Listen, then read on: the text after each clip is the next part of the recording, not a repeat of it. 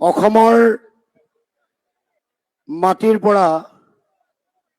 বিজেপিক চিৰবিদায় দিবৰ কাৰণে আমি আৰম্ভ কৰা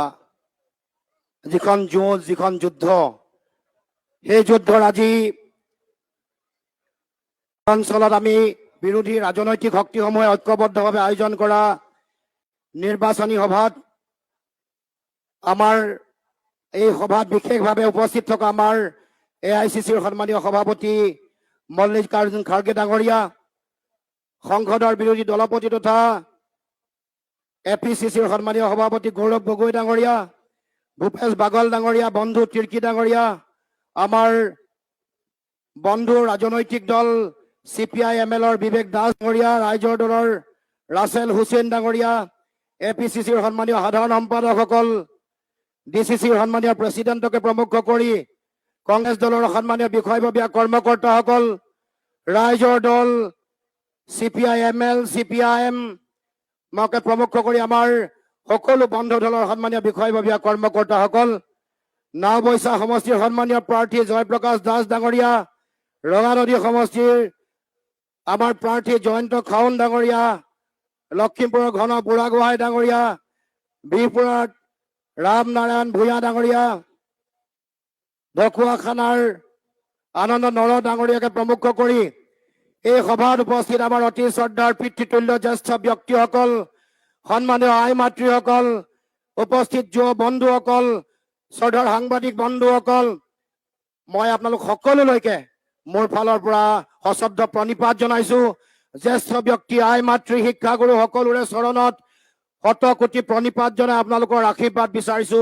আশীষ নিৰ্মালি বিচাৰিছো। আগন্তুক দিনমত অসমৰ মাটিৰ পৰা বিজেপিক পুলিয়ে পোখাই উৎখাত কৰাৰ যি যাত্ৰা আৰম্ভ কৰিছো, যি যাত্ৰাত গৌৰৱ গগৈ সেনাপতি পাতি আমি সহযোগিতা আগবঢ়াইছো, সেই যুঁজত আমি যাতে লক্ষ্যত উপনীত হ'ব পাৰো তাৰ কাৰণে সকলোৰে আশীৰ্বাদ আশীষ নিৰ্মালি মই প্ৰথমে কামনা কৰিছো। এতিয়া সমগ্ৰ অসমত বিজেপিক উৎখাত কৰাৰ ধুমুহা আৰম্ভ হৈছে। চাৰিওফালে যোৱা কিছুদিনৰ আগত গৌৰৱ গগৈ ডাঙৰীয়াৰ লগত আমি সৰভোগত এখন মিটিং আমি অংশগ্ৰহণ কৰিছিলো, তাতো দেখিছো ৰাইজৰ ব্যাপক উৎসাহ আৰু উদ্দীপনা। আজি এই অঞ্চললৈ আহিলো আৰু আমি বিভিন্ন সমষ্টিত যাওঁতে দেখিছো চাৰিওফালে এক পৰিৱৰ্তনৰ লহৰ আহিছে, বিজেপিক উৎখাত কৰাৰ ধুমুহা আহিছে আৰু গৈ গৈ অহা 9 তাৰিখে এই ধুমুহা চুনামিত পৰিণত হ'ব। হিমন্ত বিশ্ব শৰ্মাৰ সাম্প্ৰদায়িকতাৰ ৰাজনীতি, হিন্দু মুছলমানৰ নামত ভাগ ভাগ কৰি ঘৃণা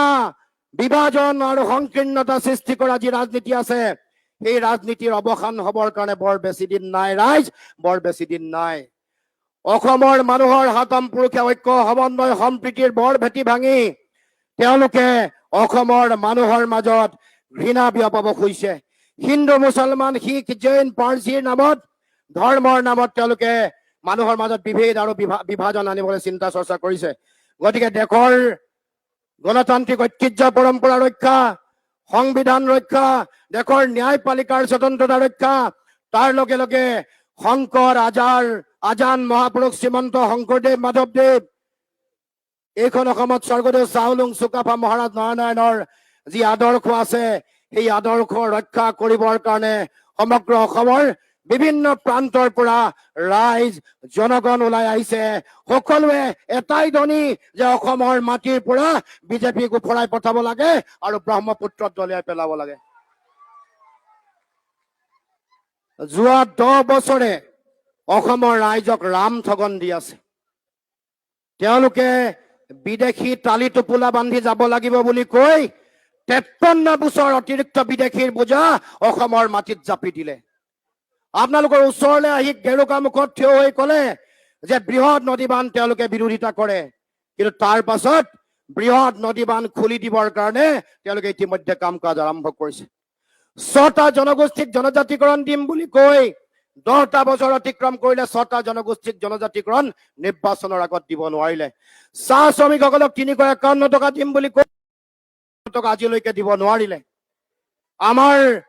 খিলঞ্জীয়া মানুহৰ ভূমিৰ অধিকাৰ কৰিবৰ কাৰণে ভূমিৰ অধিকাৰ দিবৰ কাৰণে বিভিন্ন কমিটি বনালে অসম চুক্তিৰ 6 নম্বৰ দফা কাৰ্যকৰী কৰিবৰ কাৰণে কমিটি বনাই প্ৰতিবেদন লোৱাৰ পাছতো সেই প্ৰতিবেদন কাৰ্যকৰী নকৰিলে তাৰ মানে অসমৰ মানুহৰ তেওঁলোকে হিতৰ পক্ষে কোনো ধৰণৰ কাম কাজ কৰা আমি দেখিবলৈ পোৱা নাই তাৰ বিপৰীতে মুখ্যমন্ত্ৰীয়ে নিজৰ পৰিয়াল নিজৰ পত্নী নিজৰ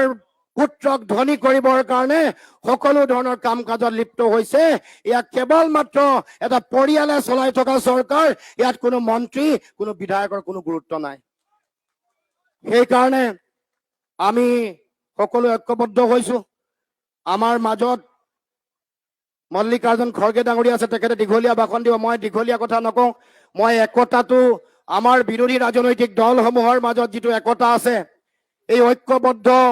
যাত্ৰাৰ যিটো বাৰ্তা যিটো মেছেজ সেইটো দিবৰ কাৰণে আপোনালোকৰ ওচৰলৈ আহিছো ক'ব খুজিছো আমি একেলগে আগবাঢ়িছো একেলগে আগবাঢ়িম আৰু অসমৰ মুখ্যমন্ত্ৰী হিচাপে গৌৰৱ গগৈ ডাঙৰীয়াক আমি সেই স্থানত আমি সকলোৱে তেওঁক প্ৰতিষ্ঠা কৰিম গতিকে আমি সেই যাত্ৰাৰে আগবাঢ়িব খুজিছো আৰু অসমৰ ৰাইজক অতদিনে কৰি অহা অন্যায় মাটি দিম বুলি 50,000 খিলঞ্জীয়া মানুহৰ মাটি আম্বানী আদানী আৰু ৰামদেৱক দি থৈ গ'ল আমাৰ ভাষা আৰু সংস্কৃতিলৈ প্ৰত্যাহ্বান আহিছে গতিকে আগন্তুক দিনসমূহত আমাৰ সকলো ৰাইজকে আহ্বান জনাইছো সকলোৱে দলে বলে অহা 9 তাৰিখে সকলোৱে আগবাঢ়ি আহক আৰু আমাৰ এই 5 গৰাকী প্ৰাৰ্থী যিসকলৰ নাম কলো সকলোকে ভোটদান কৰি জিকাই পঠাই গৌৰৱ গগৈ ডাঙৰীয়াৰ হাত শক্তিশালী কৰক আৰু বিৰোধী ঐক্য মঞ্চৰ চৰকাৰ গঠন কৰাৰ ক্ষেত্ৰত সকলোৱে আগভাগ লওক জুবিনদাৰ হত্যাৰ ন্যায় আগন্তুক দিনসমূহত দিয়াৰ প্ৰতিশ্ৰুতি ইতিমধ্যে গৌৰৱ গগৈ দিছে আমাৰ যিসকল জনকল্যাণকামী আঁচনি যিসকলে পায় তেওঁলোকক ভাগ ভাগ কৰি আঁচনি দিয়ে তেওঁলোকক ৰেগিং কৰা দি তেওঁলোকক অত্যাচাৰ কৰি এনেকৈ ৰাজহুৱা সভাত বেলেগ বেলেগ ধৰণৰ পোছাক পিন্ধাই তেওঁলোকক তাত বহাই ৰখা হয় আমাৰ চৰকাৰ হোৱাৰ লগে লগে আমি স্পষ্টকৈ ক'ব খুজিছো আগন্তুক দিনসমূহত মহিলাসকলক যি অন্যায় কৰা হৈছে অত্যাচাৰ বন্ধ হ'ব গুৱাহাটীত থাকিয়েই আমাৰ মুখ্যমন্ত্ৰীয়ে গৌৰৱ গগৈ ডাঙৰীয়াই তাতে চুইচ টিপি সকলোকে একাউণ্টে টকা সোমোৱাৰ ব্যৱস্থা কৰিব গতিকে এইখিনিকে কৈছো সকলোৰে সহায় সহযোগিতা বিচাৰিছো আৰু আমি আত্মবিশ্বাসী আগন্তুক দিনসমূহত অসমৰ